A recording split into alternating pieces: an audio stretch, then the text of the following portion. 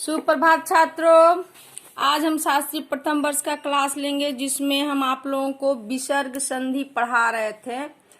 और विसर्ग संधि के छात्रों एक नियम बच गया था, उसको पढ़ाएंगे और कुछ हिंदी में संधि के निम्नलिखित प्रवृत्तियां हैं उसके बारे में आप लोगों को बताएंगे छात्रों। ठीक है, तो ये विसर्ग संधि के 7 नियम हम कल बता चुके थे। आज 8वां नियम है कि अंत्य र के बदले विसर्ग होता है यदि र के आगे अघोष वर्ण आवे तो विसर्ग का कोई विकार नहीं होता है, और यदि उनके आगे घोष वर्ण आवे तो र ज्यों का त्यों रहता है।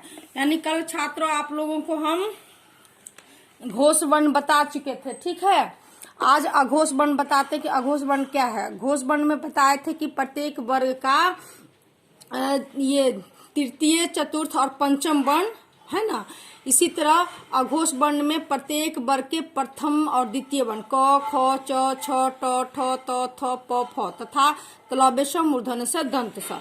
यानी कि अगर ये आता है तो किसी भी र के आगे अगर ये सारे वर्ण आते हैं तो कोई विकार नहीं होता है ना। यदि उनके आगे घोष वर्ण आता है तो र ज्यों के त्यों रह जाता है, यानी कोई उसमें परिवर्तन नहीं होता है। तो उदाहरण देखेंगे छात्रों, प्रातर जोड़ काल है ना। प्रातर जोड़ काल तो र है और र के बाद क्या आया है, क आया है, तो ये क्या हो जाता है, विसर्ग में परिवर्तित हो जाता है, यानी प्रातः काल। इस तरह अंतर जोड़ करण, अंतःकरण, अंतर जोड़ पूर्व, अंतःपूर्व, पुनर्जोड़ उक्ति, पुनरुक्ति, पुनर्जोड़ जन्म, पुनर्जन्म है ना। तो ये देखे आप लोग विसर्ग संधि के अंतिम नियम, कैसे विसर्ग संधि हम लोग बना सकते हैं। तो छात्रों आप लोग विसर्ग संधि हम जो पढ़ाए हैं, संधि के तीनों भेद, फिर स्वर संधि के भेद, ये सारे संधि को आप लोग रिवीजन कर लीजिएगा। और रिवीजन करके कुछ आप लोग रिस्पांस नहीं देते हैं, देते रहिएगा। ठीक है, आप छात्र देखते हैं कि ये तो जो भी हम संधि के आपको नियम बताएं या मतलब संधि के प्रकार बताएं वो एक तो संस्कृत से लिया गया था। कुछ हिंदी में संधि के निम्नलिखित प्रवृत्तियां मिलती हैं। ठीक है, इसके बारे में आज हम कुछ जानेंगे। ठीक है, पहला है महाप्राणीकरण। ठीक है, तो जैसे देखते हैं जब, और जैसे ब के बाद आने वाला ही ब के साथ मिलकर भी में बदल जाता है हिंदी में, है ना। तो ब के बाद कोई भी मतलब जब ब के बाद ह ही आता है तो ऑलरेडी अपने आप में भी में बदल जाता है। जैसे जब जोड़ ही है ना, तो जब जोड़ ही बने है तो ही किस में बदल जाएगा, भ में बदल जाएगा, तो उसका हो जाएगा जब भी। तब जोड़ ही तब भी, अब जोड़ ही अब भी, कब जोड़ ही कब भी, है ना छात्रों।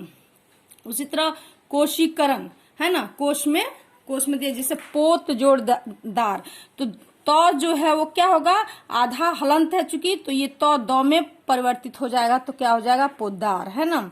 इसी तरह ह्रस्वीकरण, ह्रस्व जिसको ह्रस्व कहते हैं, तो हाथी ये क्या है, दीर्घ स्वर में है। ठीक है, और इसमें जो जोड़सार, तो हाथी जो है, थी जो है क्या हो जाएगा, ह्रस्व में बदल जाएगा, यानी कि हथीसार, यानी दीर्घ में है हाथी, और जैसे ही सार के साथ इसका हम संधि करते हैं तो क्या हो जाएगा, आपको ह्रस्व थी में बदल जाता है ना।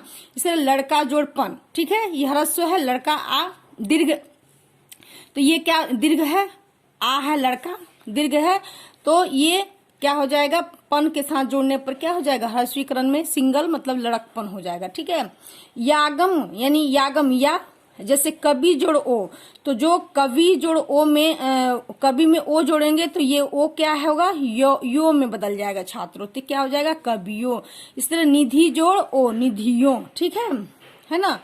इसी तरह व्यंजन लोप, जैसे नाक जोड़ कटा है ना, तो दोनों क्या है, व्यंजन संधि है क, तो इसका हम अगर चाहते तो क्या होता, हलंत क हो जाता, न कटा, तो ये क्या होता है, एक व्यंजन का क्या होता है, लोप हो जाता है, खत्म हो जाता है, तो नाक जोड़ कटा क्या हो जाएगा, न कटा है ना। दूध जोड़ हांडी, तो ये दुधांडी हो गया, दूधांडी, यानी कि क्या हो गया, आपको व्यंजन संधि का लोप हो जाता है छात्रों। ठीक है, इसी तरह स्वर व्यंजन लोप फिर हो जाएगा, स्वर व्यंजन लोप, जैसे मुझ जोड़ ही है ना, तो मुझ ह क्या होता है, यहाँ पर क्या हो गया, ये आपको व्यंजन का इस लोप हो जाता है मुझ में, और ये मुझी हो जाता है।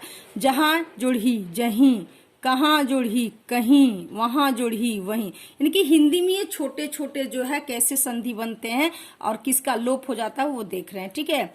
उसी तरह उस, ईस, किस, जिस के बाद, उस, ईस, किस, जिस के बाद ही आने पर ह का लोप हो जाता है।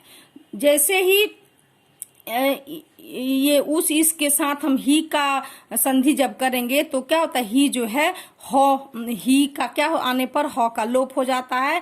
जैसे उस जोड़ ही है ना, तो ह का स में इसकी जो दीर्घ ई की मात्रा है वो जुड़ जाएगा और ह का क्या हो जाएगा, लोप हो जाएगा, तो उसी। इसी तरह इस जोड़ ही ईसी, किस जोड़ ही किसी, है ना, जिस जोड़ ही जीसी।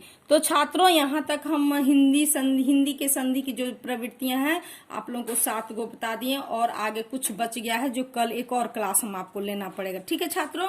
तो आप लोग संधि कल खत्म हम कर देंगे, खत्म करने के बाद छात्रों आप लोग प्लीज रिवीजन कर लीजिएगा। धन्यवाद।